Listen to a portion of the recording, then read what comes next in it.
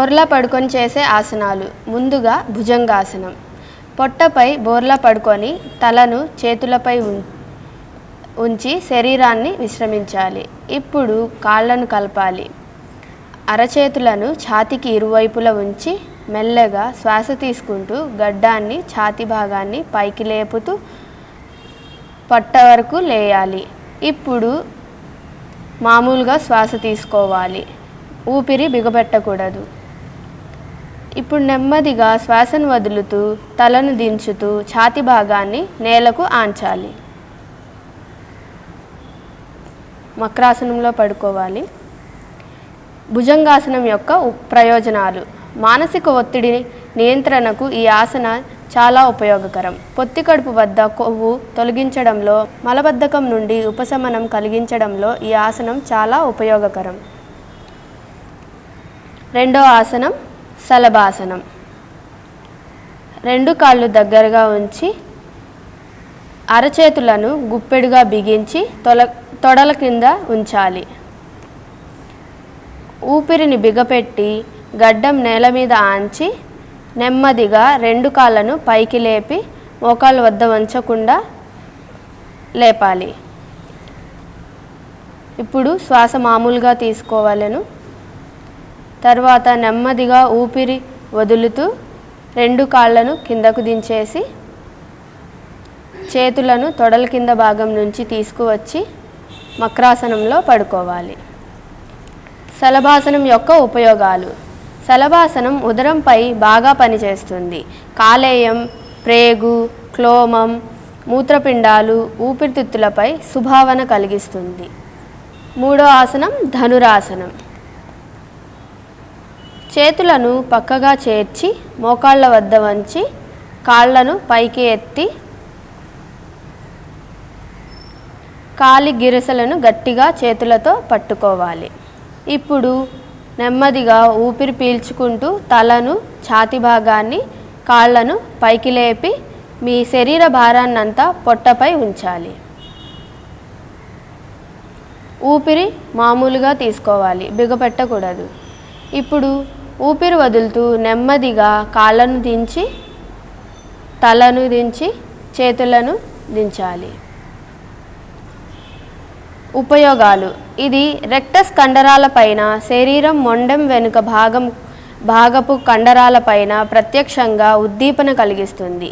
ప్యాంక్రియాస్ను ఉత్తేజపరిచి insulin ఉత్పత్తి చేయడంలో చాలా బాగా సహకరిస్తుంది. శశంకాసనము.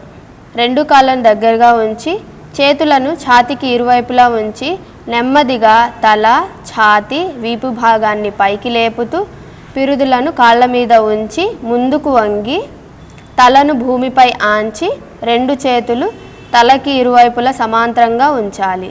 శ్వాస మామూలుగా తీసుకోవలను, బిగబట్టరాదు. ఉపయోగాలు. పొత్తి కడుపుపై ఉత్తేజం కలిగిస్తుంది.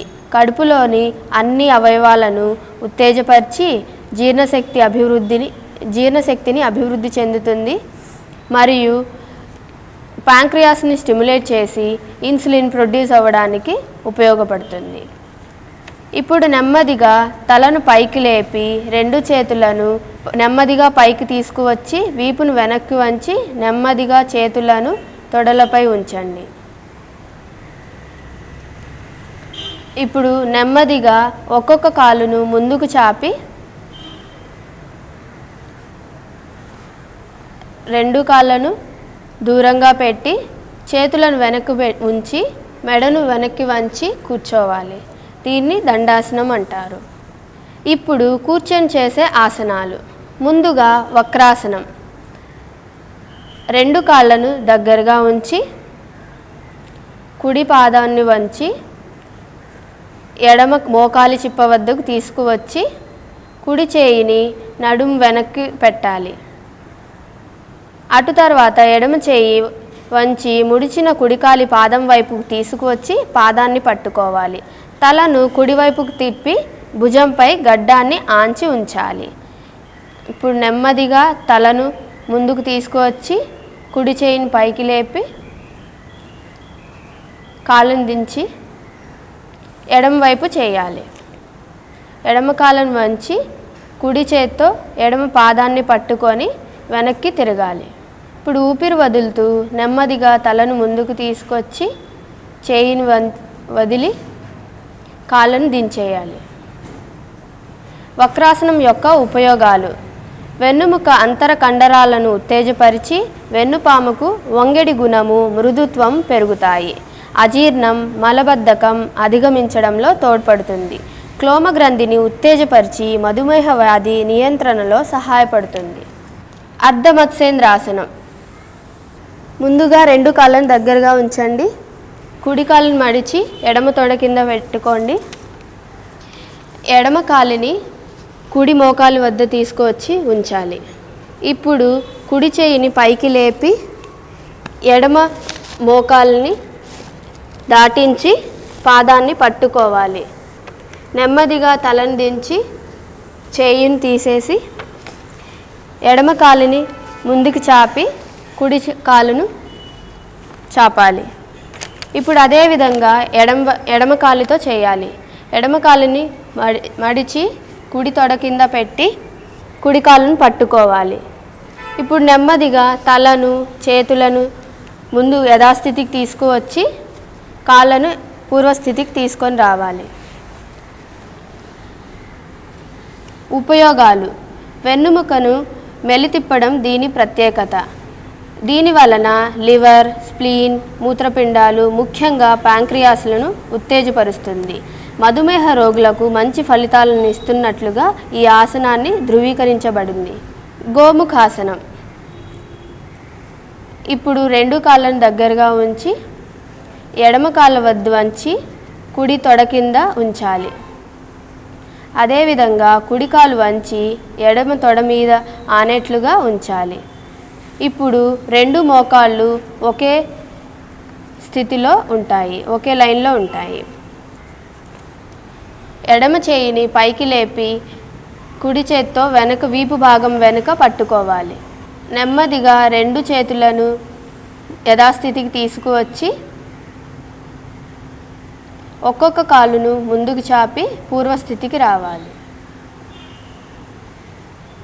దీని ఉపయోగాలు: ఈ ఆసనం వలన మూలబంధం సిద్ధిస్తుంది. ఊపిరితిత్తుల క్షమత పెరుగుతుంది. ఈ ఆసనం చేసేటప్పుడు క్లోమగ్రంథి ఉత్తేజపడి ఇన్సులిన్ ప్రొడ్యూస్ అవ్వడానికి సహకరిస్తుంది. పద్మాసనంలో కూర్చోండి. 2 చేతులను చిన్ముద్రలో పెట్టి వీపు నిటారుగా ఉంచి 2 కళ్ళను ప్రశాంతంగా మూసి ఊపిరి మీద ధ్యాస ఉంచాలి. ఇప్పుడు 3 సార్లు ఓంకారం జపించండి.